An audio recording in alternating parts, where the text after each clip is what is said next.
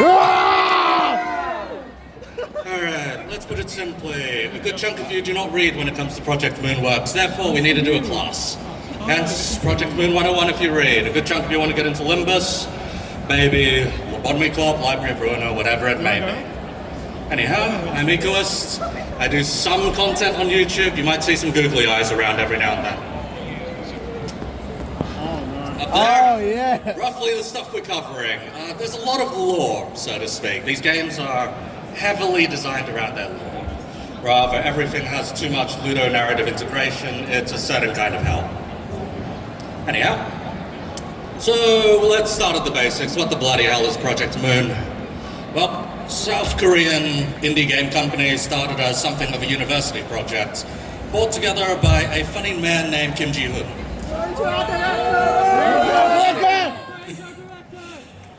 Right, some of you worship that bloody director. Anyhow, there's a lot of other multimedia you might have heard of, say, Distortion Detective, Wonder Lab, even Leviathan. Despite that, anyhow, these are the three main ones up here.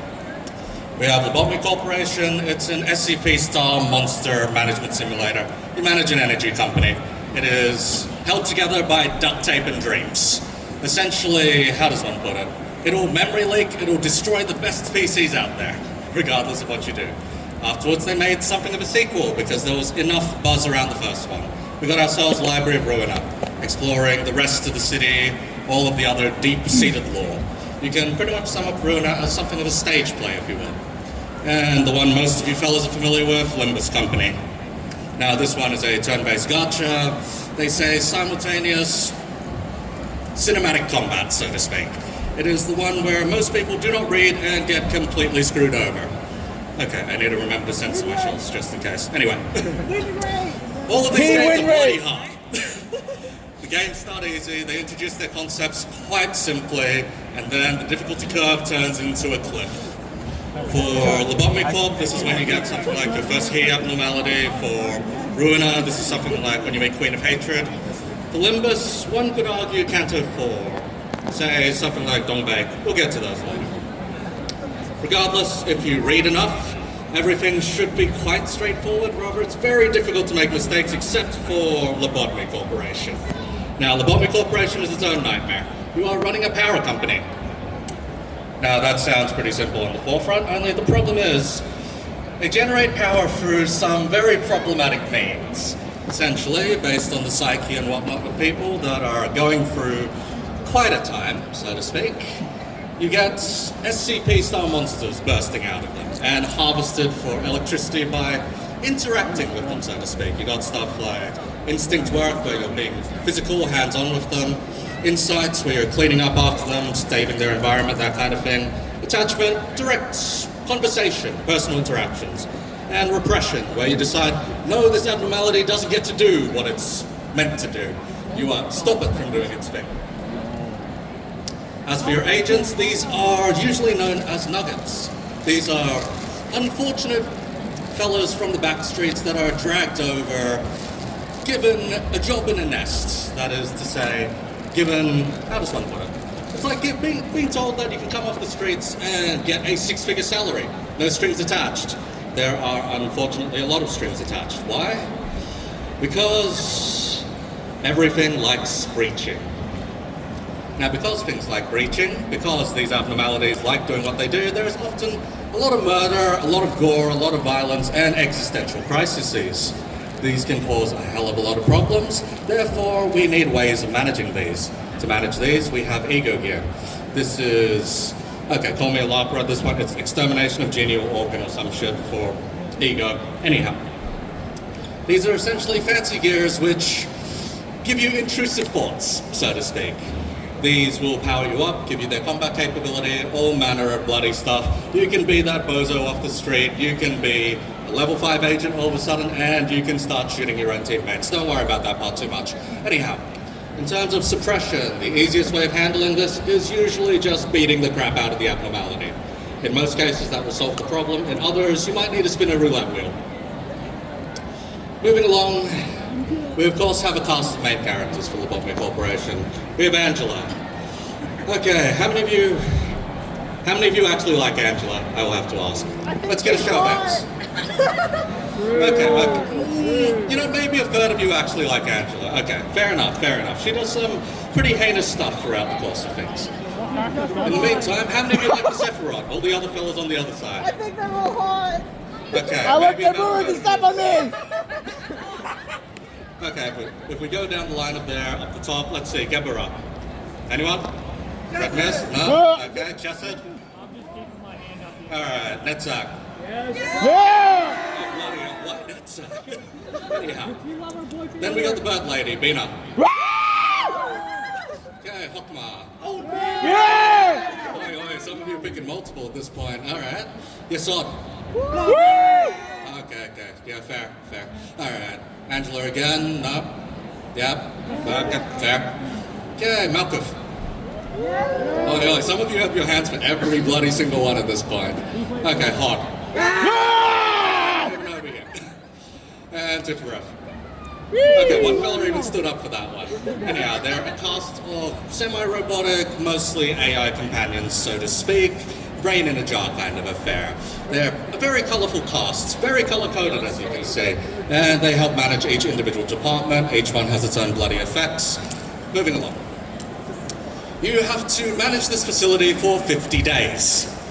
Now, your first maybe 15 days are going to be pretty okay. Your next 15 days after that, you get maybe the bottom layer, or not the bottom layer, maybe the middle layers and whatnot. And the last 5 days, by the end, is complete and utter torture. Even I haven't bloody retched there. I'm on Hokma's bloody core suppression. Anyhow, this reaches us up to the final events, which we have to cover. A bit of a spoiler at this point, but we need to cover this to get into the rest of it. This is the White Night and Dark Days, the time that the lights were supposed to shine over the city. This gets hopelessly interrupted, causing many problems. Mostly getting a sequel. Now, Library of Ruina is the complete sequel to Lobotomy Corporation, following largely the same characters, but introducing more of the city as an actual character. Hence the tagline, "May you find your book in this place." Now, the city itself, it's very, how does one say, Planet of the Hat style. You have districts A through Z, essentially, districts 1 to 26. The districts themselves, they're all lettered based on mega corporations. The closest you might want to compare this to is something like Cyberpunk, only with each area being allowed to control one massive swath of an urban mega district. To move things along though, Lobotomy Corporation, your funny electricity company, has since sunken apart thanks to the White Nights and Dark Days. This results in the spurning of a place called the Library sprouting out in its place. Originally it starts shrouded in fog, impossible to breach from the outside, so to speak. It is in the nest of Lobotomy Corporation. It's pretty much the entire scene, entire stage, entire mise en place for Library of Ruina. Now, thanks to the Library, we have to introduce the guests. These are fellows that are, in some way or another, handed an invitation. These invitations somehow lead them over. It could be passed by someone else. It could come in the guts of somebody, even. However, it'll inevitably follow you to the library. In the library, you receive these guests, so to speak, and in receiving them, you are beating the living shit out of them, so to speak. Now, a good chunk of you may have played Library of Ruina. Can I get a show of hands? Oh, actually a good chunk of you. How many of you have watched someone play Library of Ruina then, in comparison? Okay, fellas out the back, good on ya. Okay, how many of you are good at deck building? Nope. Okay, how many of you actually enjoyed the deck building part? Oh, okay. Shocking amount of fellas actually like the deck building part. How many of you would have rather deck built in Limbus as well? Okay, that is actually surprising. Anyhow, if I may ask, what do you guys think is the best card? Any answer at all? Crack of Dawn! Of all the bloody cards, Crack of Dawn. Will of the City! Will of the... okay, yeah, fair enough. I'll raise you another. Trans Pierce. Overcard! Maybe we're getting something there. Yep, go on. Commandeering! I am liable to say extract fuel, but that's my own bias. Anyhow. The sweepers. Yeah, sweepers. Anyhow. Create a horizontal slash. The city itself is made up of back streets and the nests. The back streets are the less savory parts. How does one say? If I was to say our equivalent of back streets here in the city, or at least in Sydney... Not good! Not good! I would be liable to point closer anything past Bankstown, maybe towards Parramatta. Anyhow. Anyhow, the back streets themselves are usually occupied and governed by the syndicates. These are gangs of cutthroats, maybe little guys all getting together and thinking they're hot shit, that kind of stuff. So to speak, we have a whole bunch of finger members here. Anyone part of the index? Hell yeah! We have a Rian, and a proselyte. Where's your blindfold? Proxy. Oh, okay. Messenger. Oh, even higher ranked. Okay. Aside from that, there's a couple of other fingers. Do we have any representatives of the thumb here? We have one lay hung. Anyhow, aside from that, we've got the middle, the ring, the pinky, all mysterious fellas. You know what, lay hung, stand back up. You're a member of the pinky. There we go. We're the middle member! Oh, we have a middle one as well. Fair enough. Okay. Anyhow, past all of the ruffians outside, we have the wings and the nests. These are where you want to be. This is like being in Sydney CBD. You know what? A nest. Where do people think the nest would be here? Pick any suburb at all. Town Hall! Chippendale. Oh, jeez. If you've seen what I've seen in Chippendale, maybe not Chippendale. Anyway, I might say Chatswood, I'll be honest. Anyway. The wings are governed by the mega corporations. There are a whole bunch of fellows with exceedingly patented technology. Stuff like being able to travel from one place to another in 10 seconds. Stuff like replicating a ridiculous amount of agriculture. See Salpipio Agro Industries, for example. If not, CK Corp and all of their medical advances. Moving along though, we have fixers and the associations. Do we have any fixers in the crowd? I believe there was a sink over there. We have two sinks. Hey, we have a better live streamer than me even. Aside from that though, there are the associations. The sink is one of them. They're all numbered once again. Our bloody director does indeed enjoy numbering things and grading things accordingly. Heck, even in the latest law drop, we were told that workshops are graded from S-class downwards even. Anyhow, fixers are your average blue-collar workers. If you were to point to the equivalent in, say, Japanese anime, maybe your Rusia, maybe your odd jobs kind of guys. Kintoki and Gintama would be the equivalent of a bloody fixer. The associations are those, but turned up to 11. They're like if you unionized and decided you all wanted to be themed after something.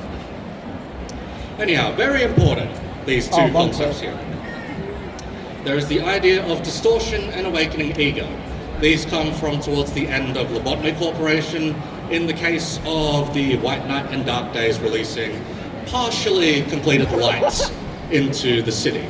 Now, if you give in to the intrusive thoughts, maybe, start corroding, maybe start distorting, I don't know, maybe you didn't get everything on the latest Walpurgis banner recently.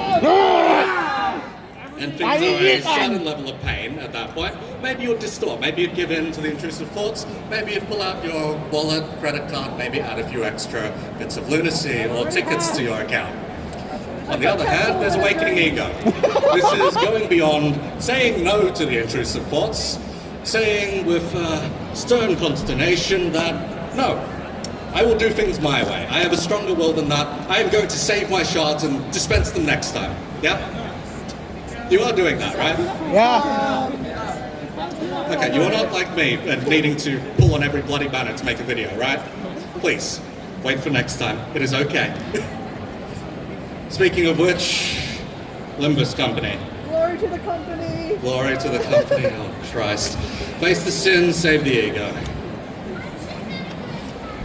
The Limbus Company treat this more as less a stage play and more, how does one put it, an amusement park. You are going through each ride, so to speak. Going district to district, solving problems, people's backstories, a lot of backstories and flashbacks, so to speak. Entering people's fathoms. We are following the LCB. These are a bunch of unfortunate sinners, all the bunch out the back there. I'll go for each of them later. But you are their manager, so to speak. You are in the shoes of Dante. I have got, well, Dante's coat on, and if you take Dante's coat off, by the way, he starts looking like Gerard Way from My Chemical Romance, red tie and everything. Aside from that, let's go through the sinners. Who actually liked Yi-Sung? Me! Okay, a lot of you like the weakest sinner. Okay, what about Faust? Alright, how many Don Quixote fans do we have? Okay, quite a lot of you. Roshu. Yeah, my money! Hey, we even have an Ariaski at the back. Miso. You know, funny enough, in the source material for Miso, so in The Stranger, there's one very specific line that always gets translated the same way, and that is when he's coming out of a certain hearing, one of the fellas simply calls him, that will be all, Monsieur Antichrist. Anyhow, that's all you'll hear from that. How about Honglu?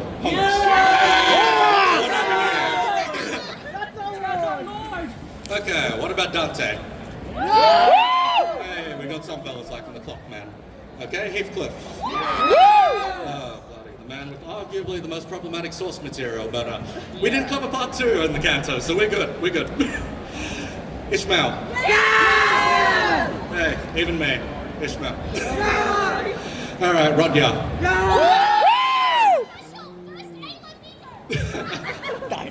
Okay, what about Sinclair?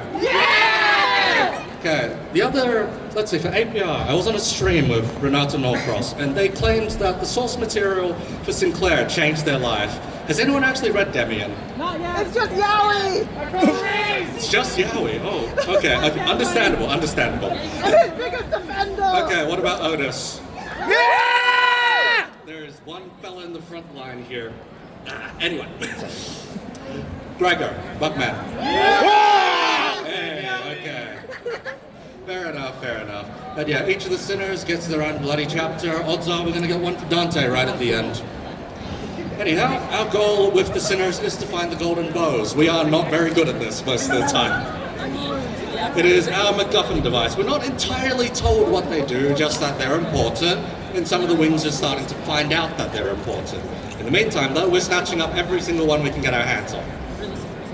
At most, they seemingly resonate with Dante, give him extra special abilities, which happen to, for some reason, follow the names of the Sephiroth from earlier. Anyhow, for the cantos themselves, they're all story chapters. Essentially, you can think of it like reading through an entire visual novel route for the length of each of them, except for maybe the early ones. I mean, Rodya kinda got done dirty and got a very short canto, but everyone else has roughly 6 to 8 hours worth of stuff.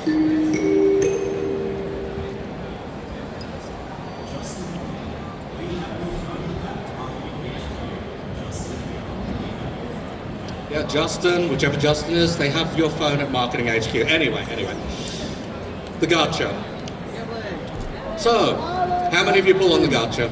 I love gambling. I spent 100 yesterday. I will say, if you can help it, have some patience for about a week, and you will have everything you want in the game. Now, fair enough. You know, with the recent engine update, all of the gacha elements suddenly got very low resolution. So all of your stuff, all of your fancy animations are a little pixelated and whatnot. Anyhow, how many of you have done your weekly mirror dungeon? Not yet. Oh, okay, a good chunk of you are actually very diligent. Huh. Okay, how many of you have done MD Extreme? Up to 60? Oh, damn, okay. A lot of you are very diligent. Damn, okay. But yes, as a gacha game, Limbus Company is oddly merciful.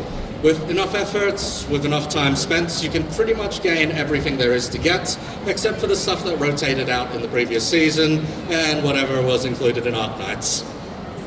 I'm still recovering. I have everything. So who actually rolled on the Arc Nights banner? Okay, keep your hand up if you got everything. It took me 500 Okay, every single one of you. It took me 200 All of balls. you marked at this point. Every single one marked to vengeance. Anyway. It took me 500 pools. Oh, It took me 200. It took me 50. anyhow, regardless, combat in Limbus Company is the thing that ends up usually being the most controversial. Either you find it really hard or you find it really piss easy. So, who finds it easy? Okay, some of you are honest about it. How many of you find it hard? I'm illiterate.